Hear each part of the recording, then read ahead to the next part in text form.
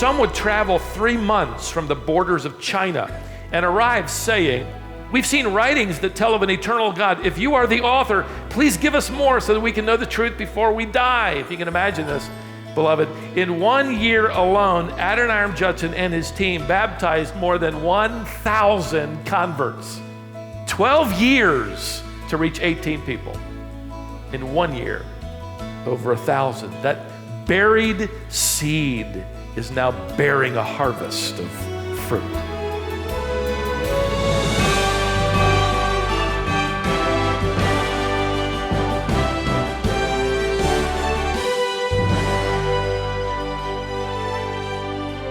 Adoniram Judson loved and lived the gospel. He lived a life of adventure, danger, and suffering, and that was coupled with incredible fruitfulness for God. It's only natural that when people met him, they wanted to hear stories of God's grace. But Judson didn't want to talk about himself. He wanted to talk about Christ and the power of the gospel to change lives. His incredible example is our theme today here on Wisdom for the Heart. Stephen Davey continues through his series, Legacies of Light. This is the conclusion to a message he began last time called Adoniram Judson. On the same day he presented himself to the Congregationalist Mission Board, he met a young woman named Ann Hasseltine. And over the next few weeks, they quickly fell in love. Adoniram was clear about his life's goal. His letter to Ann's father is revealing. I'm going to read some of it to you because it reveals his passion for the lost, and it's almost prophetic in detail. The letter reads, by the way, dads, imagine some young man wanting to marry your daughter and his proposal sounding like this. 1800s English, I quote, "I have now to ask you whether you can consent to part with your daughter early next spring, to see her no more in this world." Okay, that's a period for me. Think about it. Listen. Whether you can consent to her departure for a heathen land, her subjection to the hardships and sufferings of a missionary's life, whether you can consent to her exposure to the dangers of the ocean, to the fatal influences of the southern climate of India, to every kind of want and distress, to degradation, insult, persecution, and perhaps a violent death. Can you consent to all this for the sake of him who left his heavenly home and died for her and for you, for the sake of perishing immortal souls, for the sake of heaven and the glory of God? Can you consent to all this in the promise of meeting your daughter in the world of glory with a crown of righteousness, brightened by the acclamations of heathen now saved through her means, who will there be praising her Savior? How's that for a proposal? Man, imagine, I'd like to take your daughter away from you to a heathen land where she'll probably suffer every deprivation and more than likely a violent death. You could see, can't you, in this young man, no holds barred. This is what I'm going to do. This is where we're going to go. This is what matters most. Ann's father said yes. And so did she. In a way, Ann, her father, mother, really were all saying the same thing to God, just in different ways. Here am I, bury me. 2 weeks after their wedding, they are on a ship bound for India. The voyage would last 4 months. And I want to bring up one thing because it creates problems, and again, shows you a little bit of their character. It's going to create problems with their Congregationalist supporters back home and their family. Remember, his dad is a Congregational pastor. You see, during this voyage, they spent a lot of time ransacking the book of Acts the Gospels, studying the Word on subjects related to church planting. And they came to the conclusion that salvation should precede baptism. And they also concluded that baptism, correctly understood, literally translated, could only mean immersion. In that voyage, they changed their entire view and their affiliation. So, which means, and by the way, this is no small thing, they departed from America as Congregationalists and landed in India as Baptists. Now the problem was, there was no American Baptist Missionary Board. He's the first missionary from America. So they effectively declined, walked away from all of their support and their supporters. I bring that issue up because it reveals something about them early on, both of them. Their willingness to confront their religious past, their willingness to potentially upset their families, their willingness to lose all their financial support, all for the sake of biblical conviction, which reveals quite a bit about the mettle of their character that'll be put to the test. Adoniram and Ann Judson were baptized by immersion soon after landing in Calcutta, India, by the son of William Carey. Felix was his name, with whom they stayed when they arrived. They would trust God and, frankly, never look back. Now, the good news was, when news reached America of their changed position, Baptist churches rallied. Evidently, they're a little slower than the Congregationalists, and they created the American Baptist Missionary Union and promptly began supporting them.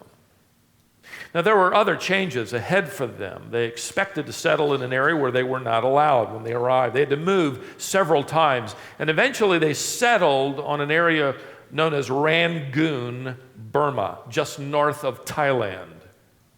There they would spend the next 10 years of their lives attempting to learn the Burmese language. They had to learn it without a teacher, without a grammar, without a dictionary, without any other believers, without a church, without any help. Adoniram had to learn, and his wife Ann, by literally creating his own Burmese grammar. See how God wired him at 3 to prepare him for what he would be doing at 23. And so he would spend several years creating his own grammar, learning the language. It would take 6 years of study before he was able to preach his first sermon. Finally, 7 years after arriving, Adoniram led the first Burmese individual to faith in Jesus Christ. Now think about it. 7 years before one convert to Christ. I mean, that doesn't really sell all that well to the supporters back home, does it? But they stayed with it. Part of the problem was, in Burma, converting from Buddhism was punishable by death. Little wonder it would take Judson 12 years before he had 18 people baptized and in the church. 12 years, 18 people. Well, on one occasion, Adoniram and another missionary traveled to see the emperor of Burma to petition for freedom to preach and for people to convert without losing their lives or being threatened of the loss of their lives. And he not only disregarded their requests, but he threw the gospel tract that Adoniram had written to the ground after reading only a few lines. In the meantime, Roger William Judson, their little boy, died at 8 months of age. Back in their home region, Ann Judson continued serving along with her husband. She had been able to befriend the wife of the political leader in Rangoon, sort of like the governor in our culture, and begin to make inroads. Before long, a printing press arrived, and materials that Adoniram had translated into Burmese were now being printed by the thousands. Still no real fruit, but they were now coalescing into printed materials that they could distribute, and they were being distributed. And it included a full and complete translation of the Gospel of Matthew. Eventually, Adoniram would complete the entire New Testament into Burmese. About the time he finishes this translation work, war breaks out between England and Burma. And all of the English missionaries are immediately suspected of being spies for the British government. There was trouble in the air. 5 years after baptizing their first convert, on June 8th, 1824, Burmese officials suddenly broke into their home, threw Adoniram to the ground, tied him up, and dragged him away to prison. He was placed in a prison building with 100 other inmates, male and female. They were all lying on the floor, their feet in stocks and iron chains weighing 14 pounds. In fact, Adoniram would wear the scars of those chains for the rest of his life. At night, he records, a bamboo pole was passed between the prisoner's shackled feet and then hoisted up by pulleys so that the prisoners literally hung upside down at a height which allowed their shoulders to rest on the ground while their feet were pulled above their heads all night long. After some time, Adoniram was moved to a cage that once housed a lion, not high enough to stand, not broad enough to lie down. During this time, Anne delivered their daughter Maria. She would walk to that jail every day, bringing Adoniram food that she would beg the jailer to pass along to him because the prison supplied no food. Inmates simply starved to death. Soon she became ill and unable to nurse her baby. And finally, if you can imagine this, the jailer had mercy on them and actually let Adoniram take the baby each evening into the village and beg for some nursing mother to give their baby milk. Finally, suddenly, Adoniram was released from prison, almost 2 years in there. He was evidently needed to translate between the English and the Burmese. They found a use for him. By the time he returned home, Anne was dead. A few months later, their little Maria died. A few months after that, he received news that his father had also only recently died as well, and he was crushed by it all. It just all bore down on him. He entered a deep depression. It would last nearly 3 years. He dropped his translation work. He retreated from anything that might promote any sense of happiness or pleasure. He refused to eat with those outside the mission station. He renounced his honorary doctorate that he had been given from Brown University. He gave all of his savings away to the Baptist Mission Board and asked that his salary be reduced. He then built a hut some distance from his mission compound, deep in the jungle, dangerous and alone, where he moved in.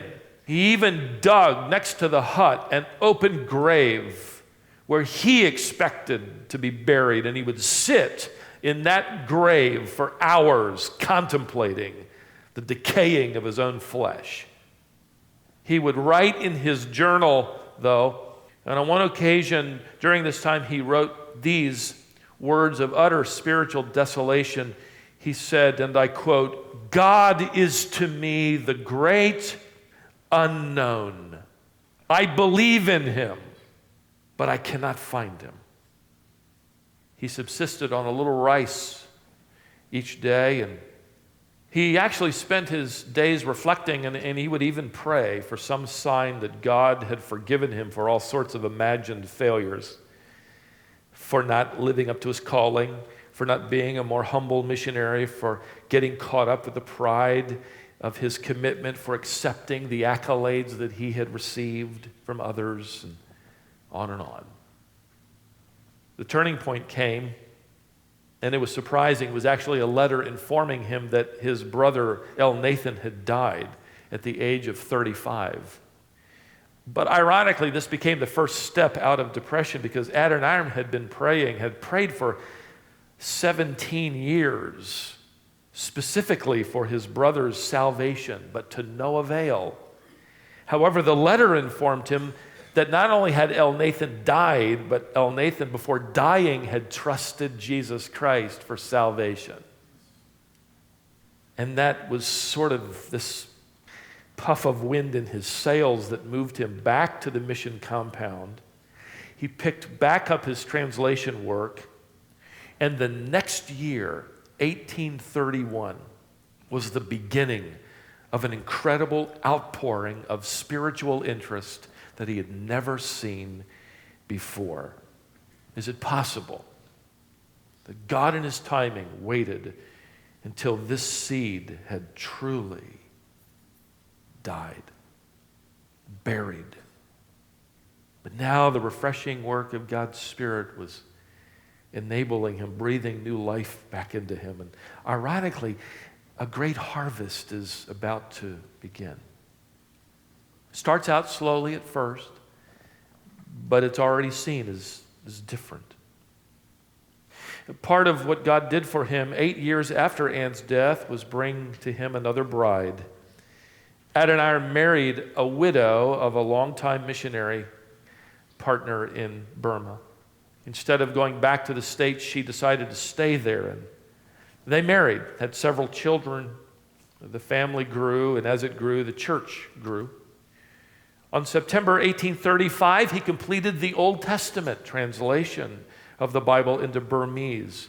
And he also baptized the 100th member of the Burmese Baptist Church. Now these, when he had started out, had been his goal. He wanted to translate the Bible into Burmese, and he wanted to baptize 100 converts who trusted in Jesus Christ, and they were now accomplished. And he was rejoicing. He was thrilled. Then his wife, Sarah's health began to decline, and they decided to go home to America to recover for her and to raise awareness of a mission that God was indeed establishing. It was taking root. There were now 100 believers. Sadly, she would die en route to America and be buried on an island while Adoniram and their 3 oldest children continued on. When they arrived in Boston, Adoniram, much to his surprise, was greeted as a celebrity. Newspapers covered his arrival and every move. Everybody wanted to meet the first American missionary to now return some 20 years later with stories of distant lands and great danger and disease and difficulty and prison shackles and, all that stuff. Since Adoniram was actually suffering at the time with a lung problem, he could only talk in a whisper through an assistant. In addition, he hadn't spoken English for nearly 20 years, and he had a hard time, he said, putting 3 sentences together properly. In fact, he had written to his board before his arrival, and he said to them, and I quote, "Do not expect me to make public addresses, for in order to become an acceptable and eloquent preacher in a foreign language, I had deliberately abandoned my own." He had literally stopped speaking English. Congregations and gatherings, in the eastern part of America were somewhat disappointed that instead of talking about his adventures, he most often simply wanted to whisper the gospel and talk about Christ. He had truly died to self. While in America, he met a woman with a rather well-known literary career underway, and they fell in love. She agreed to be his wife and leave her career, comforts of home for 108-degree weather, disease, difficulty. She too became one more seed to say, "Here I am, Lord, bury me." They arrived back in Burma, and that's when the work literally exploded.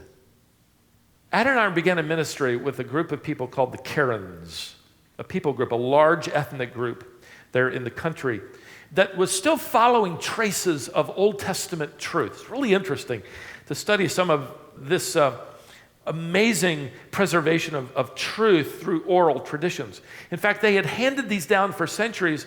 They called them the traditions of the elders. Adoniram Judson, by the way, had no idea. It's as if God had reserved his encounter with the first Karen, a people group member, until now. But their traditions included, for instance, listen to these, the story of a creator God who created man and then a woman from that man's rib. They also believed in a devil who tempted them into sinning. They believed in a Messiah who would come one day to their rescue. They were actually living with the expectation of a messenger who would come to deliver news of the Messiah and deliver to them news from a sacred parchment roll. And here comes Adoniram Judson, just perfectly timed by the Lord. While he had once spent years sitting in a public hut he had built, praying that someone would accept his invitation to come in and inquire about the gospel. Now, in one winter alone, when they returned, 6,000 people came to their home to inquire and ask for material. Some would travel 3 months from the borders of China and arrive saying, and I'm reading what he was writing, quote, "Sir, we hear that there is an eternal hell. We're afraid of it.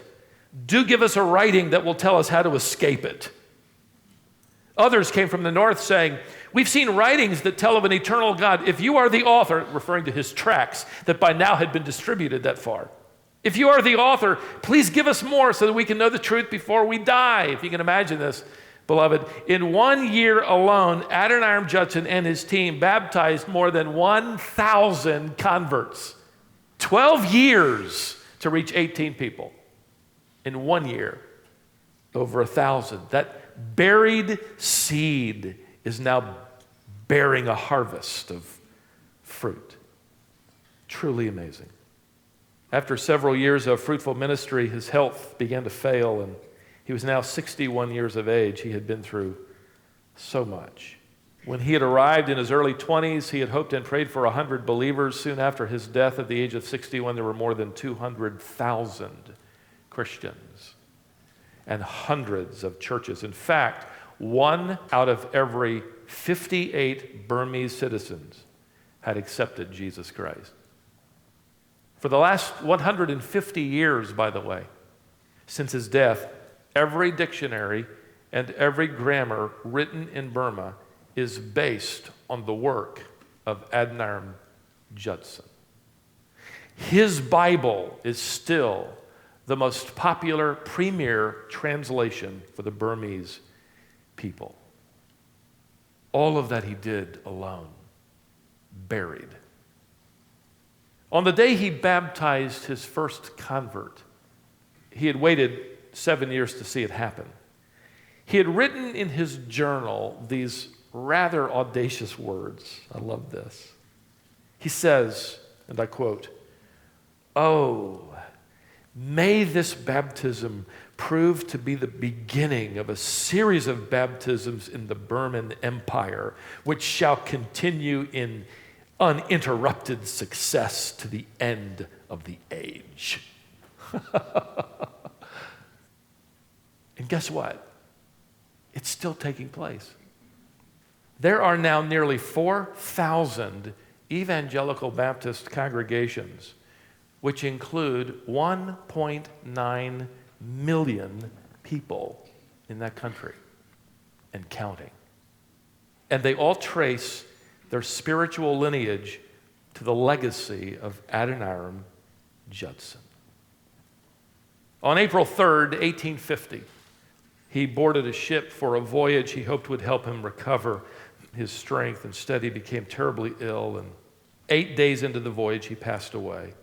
Listen to this simple conclusion. The crew gathered in silence as they wrapped his body for burial at sea. No family or friends on board. And after a few words by a captain who didn't believe the gospel, His body was lowered into the Indian Ocean without even a prayer. I don't think that would have mattered to Adoniram Judson. He had died long ago. And his welcome into the presence of his eternal Savior would have been wonderful to see. A seed, a kernel of wheat, surrendered, sacrificed, buried, but even to this day, bearing fruit. We can observe a lot of truths from this man's life, but I'm going to give you 3 statements very quickly. Number 1, serving Christ does not eliminate potential suffering. Serving Christ does not eliminate potential suffering. Secondly, willingness to suffer is often the key to spiritual fruit. Willingness to suffer is often the key to spiritual fruit. Number 3, what matters most is a life surrendered, which effectively says no matter where you are, no matter where I am, what matters most is that we are saying, Lord, here am I, bury me. There's a marble slab outside a Baptist church in the town where he was born, Malden, Massachusetts, placed there in memoriam that says all that I believe Adoniram Judson would care to have said. And I close with what that slab declares. Reverend Adoniram Judson, born August 9, 1788, died April 12, 1850. Malden, his birthplace, the ocean, his grave, converted Burmans, and the Burmese Bible, his monument, his record is on high.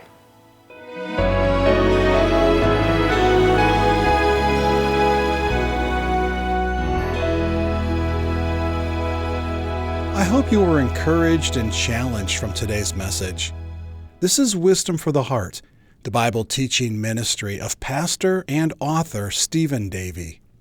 You can learn more about us by visiting wisdomonline.org. We'd like to learn more about you.